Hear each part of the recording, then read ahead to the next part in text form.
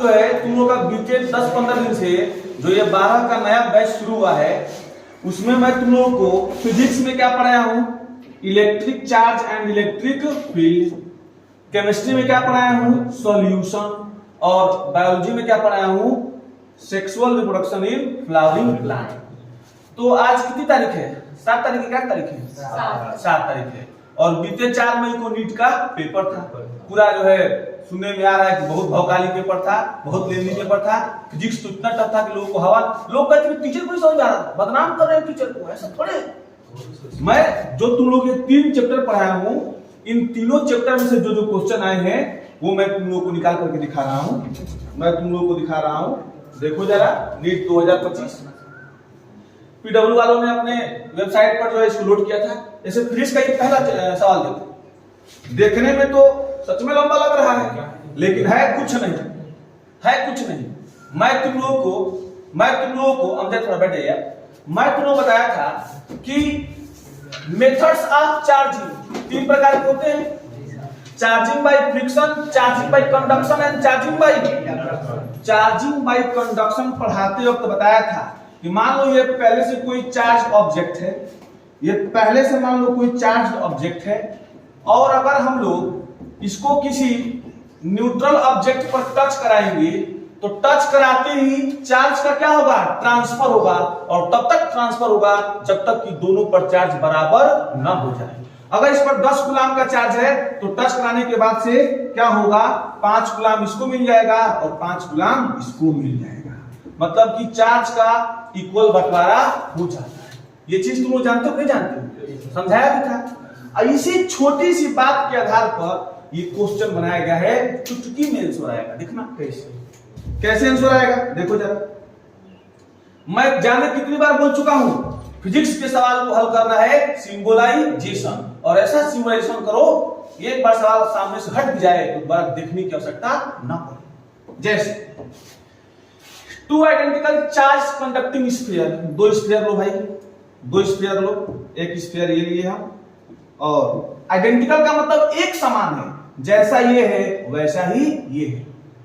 Having and B have their centre separated by a certain distance. हम लोगों को इनके बीच का गैप क्या है नहीं पता है, तो क्या मान लेंगे, r मान लेंगे। Charge on each sphere is q, इस पर भी q चार्ज है और इस पर भी क्या है, q चार्ज है। And the force of repulsion between them is F।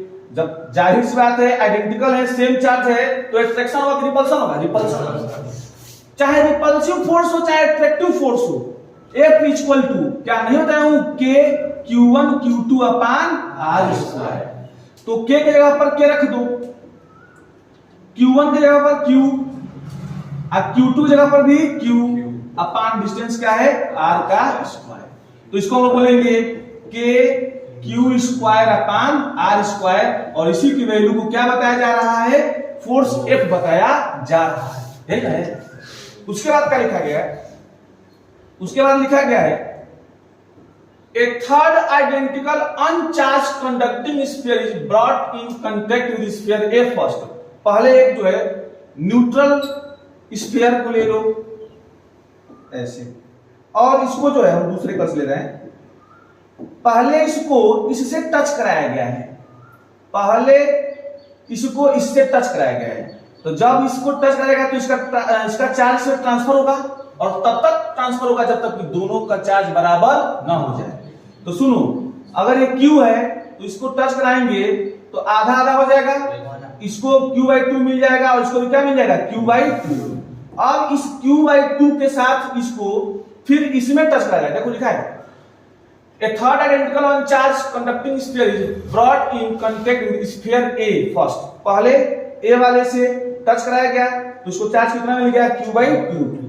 And then with B, अब इसको लेके चलो और कहां पर लेके चलो, जो B वाला है उससे टच कराओ, तो फिर इसका चार्ज Q है और इसका चार्ज क्या है, Q/2 है।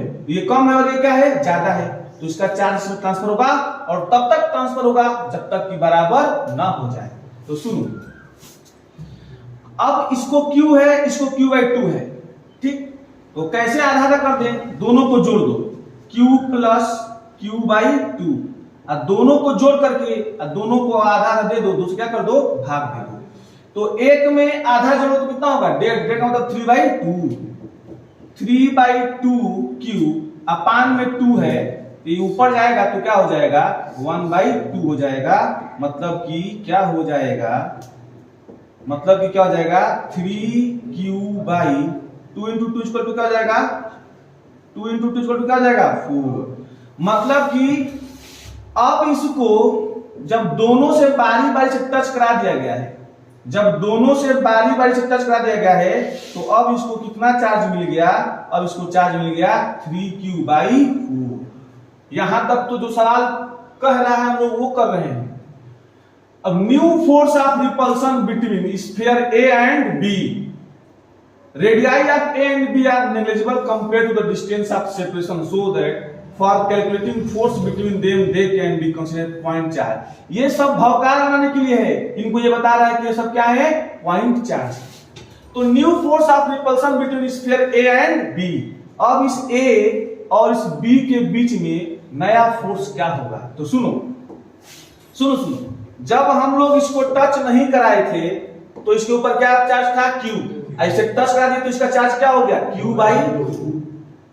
फिर इसको जब हम लोग टच नहीं कराए थे तो इसके ऊपर Q चार्ज था, लेकिन जब हम लोग इस थर्ड स्फीयर को इसे टच कराने के बाद इसे टच कराए तो दोनों को चार्ज आधा आधा मिला, तो 3q/4 इसको मिला और 3q/4 इसको भी मिला, 3q/4 इसको मिला। डिस्टेंस अभी भी क्या है, r है। अब नया फोर्स F बराबर क्या होगा, नहीं जानते हो, K q1 q2 अपान r²। अब q1 की जगह पर क्या रखोगे, q/2, तो K q/2 q2 जब क्या रखोगे 3q/4 अपान में क्या रखोगे, डिस्टेंस क्या रखोगे, वही r²। अब सुनो, 3F = 3K q × q बराबर q² और 4 × 2 = 8 और ये नीचे r² है, 1/r² हो जाएगा। तो आंसर हो जाएगा इसका जो नया फोर्स आएगा F न्यू, वो क्या आया 3kq² अपान 8r²। अब यह जो न्यू फोर्स है वह पहले वाले फोर्स F का कितना गुना है, F की वैल्यू क्या है, kq² अपान r²। तो अगर इस kq² अपान r² जगह पर हम लोग F रखेंगे तो F न्यू इक्वल टू क्या आ जाएगा 3/8। तो किसकी वैल्यू क्या है, पहले वाले फोर्स के बराबर है। तो F न्यू इक्वल टू क्या हो जाएगा 3F/8। क्या तुम लोगों को समझ में नहीं आया, ये सिर्फ छोटे से कंसेप्ट पर था सवाल कि जब किसी चार्ज कंडक्टर को न्यूट्रल से हम लोग क्या करते हैं, टच कराते हैं, तो चार्ज का ट्रांसफर तब तक होता है जब तक कि दोनों पर चार्ज बराबर ना हो जाए। उसी कंसेप्ट पर ये सवाल था। सवाल को धज्जिया उड़ाए नहीं उड़ाए, आसानी से। देखने में बड़ा है, थोड़ा डर लगेगा, लेकिन कोई घबराने की बात नहीं है। बायोलॉजी को जो 90 मिनट का पेपर होता है उसको 25 मिनट में किया जाता है, इसीलिए ताकि इसका टाइम हम लोग कहां पर इस्तेमाल कर सके, फिजिक्स में और थोड़ा बहुत इसमें केमिस्ट्री में। बहुत ही आसान पेपर था।